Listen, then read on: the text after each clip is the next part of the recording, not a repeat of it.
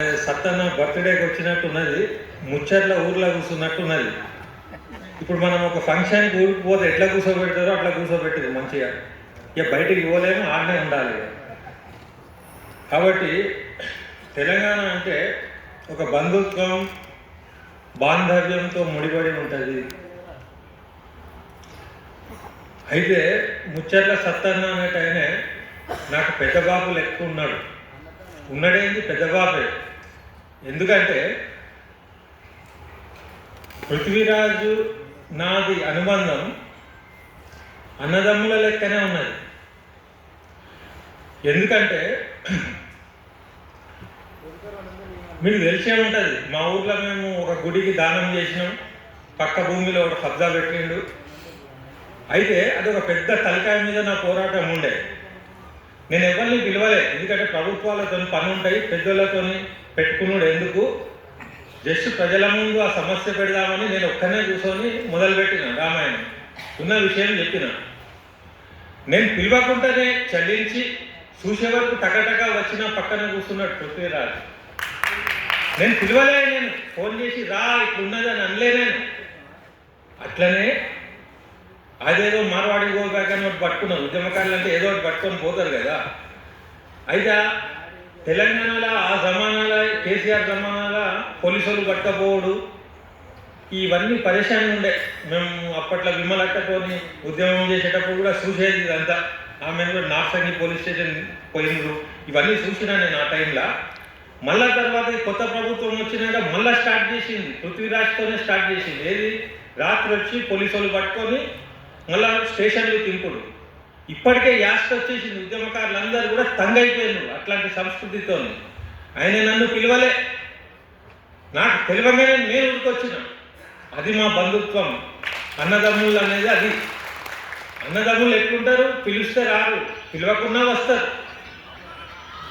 అయితే ఒకరికొకరు మేము రక్షక కవచం లాంటి వాళ్ళం. ఆయన రాజకీయంగా కానీ ఉద్యమంగా కానీ నిర్భయంగా ముందుకెళ్ళొచ్చు. ఈగ వాలినప్పుడు నాలాంటి ఉంటాను నేను. ఇది ఏదో వట్టిగా చెప్పుడు కాదు, ఇదంతా రికార్డ్ అవుతుంది. మా అన్నదమ్ముల అనుబంధం ఎప్పటి వరకు ఉంటుందంటే, నిజాయితీ మిస్ అయినప్పుడు మేము మిస్ అవుతాం. నిజాయితీ ఉన్నంత కాలం, ప్రాణం ఉన్నంత కాలం మేము ఒకరికొకరం రక్షక కవచకులమై నిలబడతాం. తెలంగాణను కాపాడుకోవడమే మా ధ్యేయం. ఇది ఏదో ఒట్టిగా అన్నుడు స్పీచ్ల లెక్క కాదు, ఇది మనసులోంచి మాట్లాడుతున్నా నేను. అయితే ఇప్పుడు మా పెద్ద బాబు గురించి నేను అర్థం చేసుకున్నది ఏందో మొదలు చెప్తా, మళ్ళీ మా అన్న గురించి మా గురించి అందరి గురించి చెప్తా. అయితే మా పెద్ద బాబు అంటే వాళ్ళు ముచ్చట్ల సత్యనారాయణ, ముచ్చట్ల సత్తన్న, 3 చీరల నీళ్లు తాగించేవాడు ఎవరికి, ముఖ్యమంత్రులకు. ఇప్పుడు ఈయన అదే 3 చీరల నీళ్లు తాగించడానికి రెడీ అవుతుంది ఊరికే. అర్థమవుతుందా? ముచ్చర్ల అంటే 3 చీరల ఊరు కాదు, 3 చీరల నీళ్లు తాగించే ఘనుడు. కాబట్టి ఆయనకు మేమంతా కూడా వారసులము. తెలుసో తెలియకో ఎట్లనో ఆ ధిక్కారం తెలియకుండానే మా లోపల ఎట్లొచ్చిందో మాకే తెలియదు. ఆయనకంటే తండ్రి బీజం అవి ఇవి అన్నది చెప్పారు కాబట్టి వచ్చింది. అది తెలంగాణ మట్టిలోనే ఉన్నది కాదని కాదు. కానీ నేను చూసిన విధానంగా ఆయన రేవంత్ రెడ్డి కృతజ్ఞతలు చెప్పుకోవాలి ఆయన ఎప్పుడైనా, నేను చెప్తున్నాను. ఎందుకంటే వాళ్ళిద్దరు దోస్తులట, పేరుకే దోస్తులు ఉన్నారు.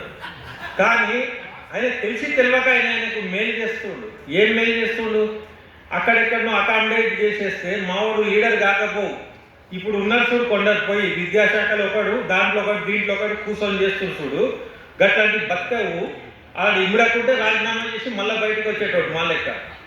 కాబట్టి ఏంటంటే ఏదైనా ఒక విధి అనేది, ఒక క్యారెక్టర్ అనేది ఇమ్మడగలిగేటి ఉంటాయి. అయితే ముచ్చట్ల సత్యనారాయణ గురించి ప్రజలకు ఎందుకు తెలియదు ఇప్పటి వరకు అని నేను ఆలోచిస్తే నాకు అర్థమైందంటే, దానికి కారణం ఆయన ధిక్కారమే.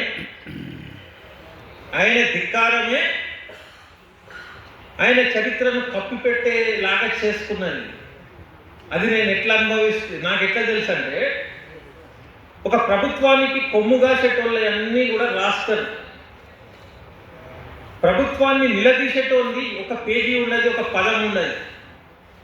నేను అప్పట్లో ఇంకెన్నాళ్ళు సినిమా తీసి తెలంగాణ గురించి ఎవడైనా తెలంగాణ సినిమా చరిత్ర గురించి కానీ బుక్కులు కూడా రాస్తే ప్రభుత్వానికి అనుబంధం ఉన్న రచయితలు తెలంగాణ సినిమాలు ఇవి ఇవి అని రాసి ఎండింగ్లో నాకు కట్ చేసేటోళ్ళు. ఇక్కడ ఏం కనబడుతుంది? నేను ధిక్కరించేది కాబట్టి నాకు కట్ అయింది. వాడు ఎందుకు కట్ చేస్తాడు? ప్రభుత్వ పెద్ద మనిషి దృష్టిలో పడితే వానికి ఏమన్నా నష్టమవుతుంది అనుకొని నాకు ప్రభుత్వానికి కంటు కాబట్టి ఆ ప్రభుత్వం మెప్పు కోసం నన్ను కట్ చేస్తారు. అట్లనే మా పెద్ద బాబుని కూడా కట్ చేసి ఉంటారు. ఆయన చరిత్రను కప్పిపుచ్చే ప్రయత్నం చేసి ఉంటుంది సమాజం. కానీ ఏడా ఆగింది? ఇవాళ మనం ఎంత ఘనంగా చేస్తున్నాం, ఎంత పవిత్రంగా చేస్తున్నాం. దొంగలు లేదు దీంట్లో. మంచి ఆత్మల మధ్యలో ఒక గొప్ప వేడుక జరుగుతుంది ఇది. అయితే ప్రభుత్వం చేయాల్సిన ఈ వేడుక మనం చేసుకుంటున్నాం. అయితే ప్రభుత్వం చేయాలంటే ఎట్లా? మన ప్రభుత్వం రావాలి. మన ప్రభుత్వం కాదు. అసలు నాకు చెప్పుర్రి, తెలంగాణ వచ్చిందా? తెలంగాణ రాలే. మనం భ్రమల బతుకుతున్నాం. ధిక్కారం అధికారంగా మారినప్పుడు అప్పుడే వస్తుంది తెలంగాణ. అయితే ధిక్కార స్వరాలన్నీ కూడా మొదలు పెట్టాలి ఇక, లేకుంటే తెలంగాణ ఆగమయ్యేటట్టున్నది. మేము పసిగడుతున్నాము, మొదలుపెట్టినాము. ఈ ధిక్కార దినం నుండే అనుకోండి ఇంకా కొద్దిగా పిచ్చి పెంచుతాం, కానీ తగ్గం. మనకి ఇషారాలు కనబడతలేవా? మనం ఏమన్నా ఎడ్డోళ్ళమా? కాదు కదా. వాడు వీడిని తిట్టుడు, వీడు వాడిని తిట్టుడు. తెలంగాణ ఆగమవుడు. మేడారంలో పోయి క్యాబినెట్ మీటింగ్ పెడతారు. ఈడ లేదా? మీకు సెక్రటేరియట్ లేదా? క్యాబినెట్ మీటింగ్ పెట్టుకోవడానికి గది లేదా? ఏముడు బాబురా మీది? సమ్మక్క జాతరకు పోయి పూజ చేసుకొని రాండి. ప్రభుత్వ పాలన అక్కడే పెట్టిండు అంటే మీ ఇష్టారాజ్యం అది. ఇది ధిక్కారం. ప్రజలు అడగాలి కదా. మా సొమ్మును అందరు పోయి ఆడ ఉన్నారంటే ఎన్ని కోట్లు టెంట్లు పెట్టి ఒక నిద్ర చేసిండ్రు అక్కడ మినిస్టర్లు అందరూ. ఇప్పుడు ముచ్చర్ల సత్యనారాయణ బతికి ఉంటే ఇది అడిగేటవాడు. ఆ స్ఫూర్తి రావాలి మనకు. ప్రతి దినం గవర్నమెంట్ మనకు ఒక్కొక్కటి వదులుతుంది. మనం ఎక్కడ మనకు అర్థమయ్యి చెప్పే లోపు ఇంకోటి స్టార్ట్ అవుతుంది. కాబట్టి ఏంటంటే ఈ ధిక్కార దినం నాడు ప్రతి దినం మనం పత్రికలు చదవాలి, వార్తలు చూడాలి, ప్రభుత్వం లోపల ఏం జరుగుతుందో పసిగట్టాలి, నిలదీయాలి. అప్పుడే మన రాజ్యం వస్తుంది. వీడిపోతే వాడొచ్చి, వాడిపోతే వీడొచ్చి, ఇదే పని ఇక తెలంగాణకు. ఇక కథం దీంతో. మీరు తెలంగాణ తెచ్చుకున్నాక తెలంగాణ గడ్డ మీద నిలబడి ఎవరిని శిల్పాలు ఎంత ధైర్యంగా చెప్తారు మీరు? ఎంత ధైర్యం? మా ధైర్యం ఎట్లొచ్చింది మీకు? ఓట్లతో గెలిచి పీఠం మీద కూర్చున్నాక కథం అనుకుంటున్నారా? కథం కాదు, కథం అయింది. ఇప్పుడు మీది మితి మీరిపోయింది. మీది విగ్రహాలే కాదు, రేపు పొగడతలు స్టార్ట్ అయినాయి. రేపు యూటీ అంటారు, ఏమేమో ప్రణాళికలు అల్లుతున్నారు. మాకు మొత్తం రిపోర్ట్ ఉన్నది. ఈ ధిక్కార దినం నాడు ఖబర్దార్ తెలంగాణ జోలికి వస్తే మా ధ్యేయమే తెలంగాణ వాడాన్ని, తెలంగాణని కాపాడుకోవాలనే మా ధ్యేయం. ఒకరికొకడు బూతులు తిట్టుకుంటా, ఓడు నరుకుతానుడు, ఓడేమో తోలు తీస్తా అన్నాడు. ఏం రమే కథ? ఎక్కడి నుంచి వచ్చిందా మీరు? ఏమనుకుంటారు మీరు? ఈడు కానీ వాడు కానీ సంస్కృతి బూతులు గీతులు మొదలు పెడితే నా కొడక మేము కూడా మొదలు పెడతాం. మరి మేము మొదలు పెడితే మీరు ఉంటారా? జై తెలంగాణ.